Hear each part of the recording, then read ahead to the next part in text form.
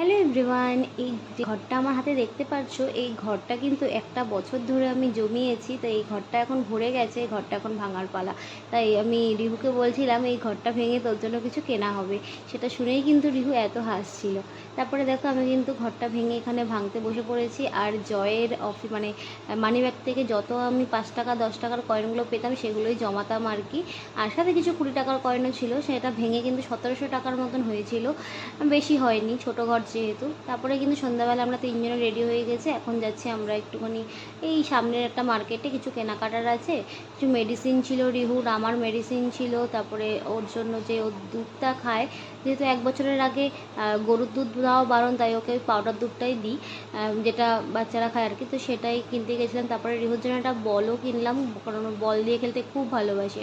আমার না খুব ফুচকা খেতে ইচ্ছে করছিলো ফুচকালাকে দেখে। হ্যাঁ, যদিও এখানকার ফুচকা অতটা ভালো লাগে না আমাদের কলকাতার ফুচকার মতন, কিন্তু যেখানে থাকি সেখানকার জিনিস তো ট্রাই করতেই হবে, নিজেকে অভ্যস্তও করতে হবে, তাই না? তাই কিন্তু এখানে কিছু ফুচকা খেয়ে নিলাম। আর তারপরে কিন্তু এসেছিলাম একটু পার্কে এসে কিন্তু রিহুকে নিয়ে আমি দোলনাটা চড়ি, রাত্রেবেলা যেহেতু ফাঁকা থাকে। তারপরে নর্মাল দোলনায়ও চড়েছিলাম, তারপরে চলে গেছিলাম আমরা বাড়ি। তো আজকের ব্লগটা এই অবধি। ভালো লেগে থাকলে সাবস্ক্রাইব করে দিও। ওকে, বাই।